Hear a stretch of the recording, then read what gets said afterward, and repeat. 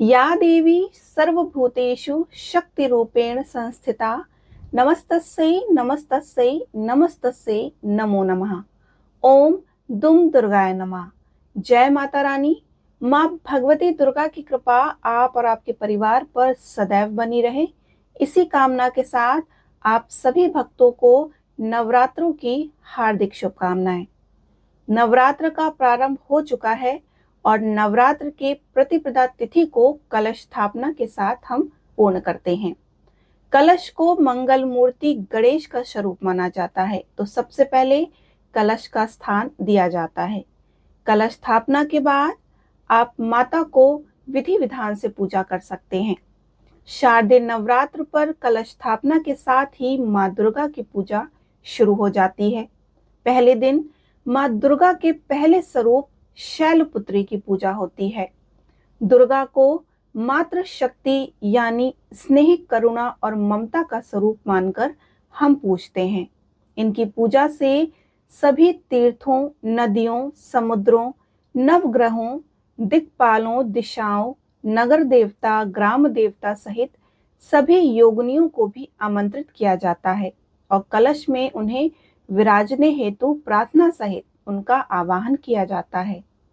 कलश में सप्त मृतिका यानी 7 प्रकार की मिट्टी, सुपारी, मुद्रा, सादर भेंट किया जाता है और 5 प्रकार के पल्लव से कलश को सुशोभित किया जाता है। इस कलश के नीचे 7 प्रकार के अनाज, जौ बोए जाते हैं, जिन्हें दशमी को काटा जाता है। इससे सभी देवी देवता का पूजन होता है। इसे जयंती कहते हैं, जिनसे इस मंत्र के साथ अर्पित किया जाता है। जयंती मंगला काली भद्रकाली कपालिनी दुर्गा क्षमा शिवा धात्री स्वाहा स्वधा नमोस्तुते। इसी मंत्र से यजमान के परिवार के सभी सदस्यों के सिर पर जयंती डालकर सुख संपत्ति एवं आरोग्य का आशीर्वाद देते हैं। कलश स्थापना के पश्चात देवी का आवाहन किया जाता है कि हे माँ दुर्गा, हमने आपका स्वरूप जैसा सुना उसी रूप में आपकी प्रतिमा बनवाई है। आप उसमें प्रवेश करके हमारी पूजा अर्चना को स्वीकार करें।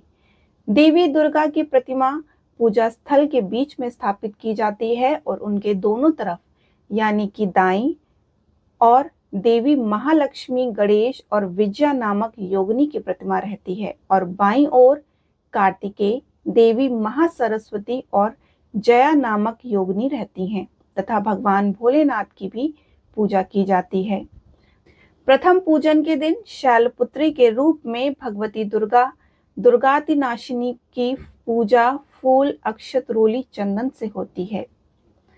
माँ शैलपुत्री दाहिने हाथ में त्रिशूल और बाएं हाथ में कमल पुष्प लिए अपने वाहन वृषभ पर विराजमान होती हैं।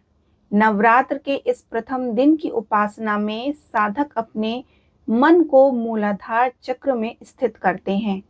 शैलपुत्री का पूजन करने से मूलाधार चक्र जागृत होता है और यहीं से योग साधना आरंभ होती है, जिससे अनेक प्रकार की शक्तियां प्राप्त होती हैं। नंदी नामक वृषभ पर सवार शैलपुत्री के दाहिने हाथ में त्रिशूल और बाएं हाथ में कमल का पुष्प है। इन्हें समस्त वन जीव जंतुओं की रक्षक माना जाता है। दुर्गम स्थलों पर स्थित बस्तियों में सबसे पहले माँ शैलपुत्री के मंदिर की स्थापना इसलिए की जाती है कि वह स्थान सुरक्षित रह सके। नवरात्रि के प्रथम दिन माँ दुर्गा के प्रथम स्वरूप माँ शैलपुत्री की उत्पत्ति की कथा आइए हम आपको आज सुनाते हैं। अपने पूर्व जन्म में ये प्रजापति दक्ष के घर की कन्या के रूप में उत्पन्न हुई। तब इनका नाम सती था और इनका विवाह भगवान शंकर जी से हुआ था।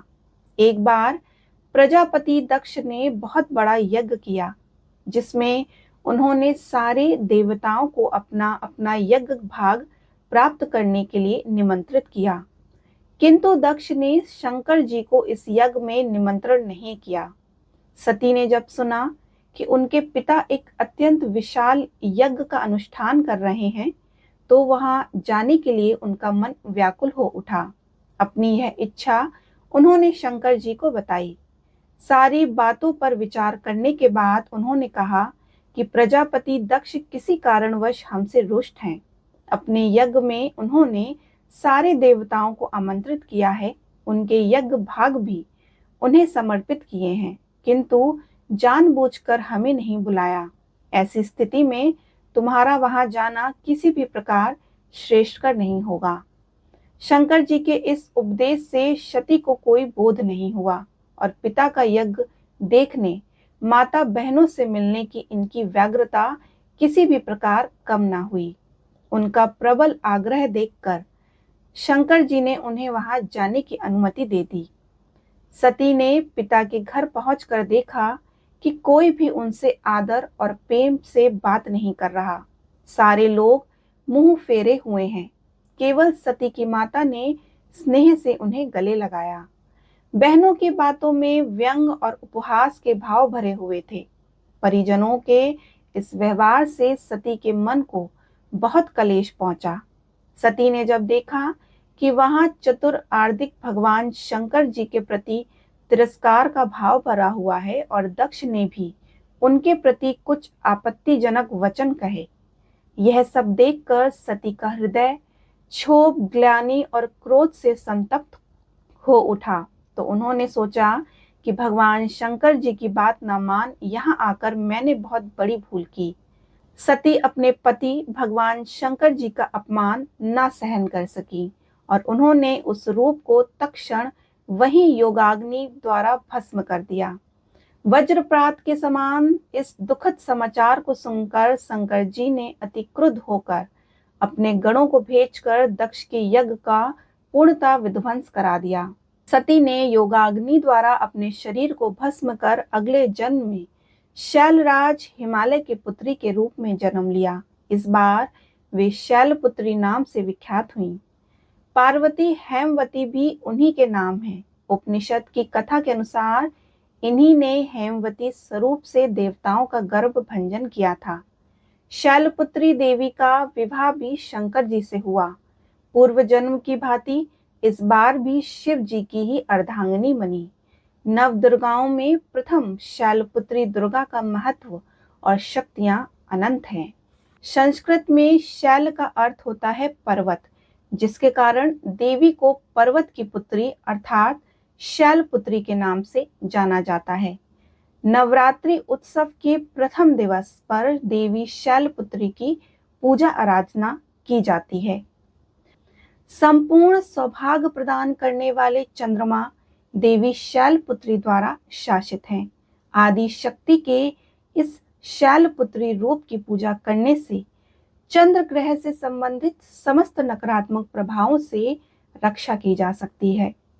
देवी शैलपुत्री का वाहन बैल है, इसलिए उन्हें वर्षारूढ़ा भी कहा जाता है। देवी शैलपुत्री की दो भुजाओं के साथ दर्शाया गया है। उनके दाहिने हाथ में त्रिशूल और बाएं हाथ में कमल पुष्प सुशोभित हैं। देवी शैलपुत्री का प्रिय पुष्प चमेली है। इनका मंत्र ओम देवी शैलपुत्राय नमः है। की स्तुति मंत्र या देवी सर्वभूतेषु मां शैलपुत्री रूपेण संस्थिता नमस्तस्यै नमस्तस्यै नमस्तस्यै नमो नमः।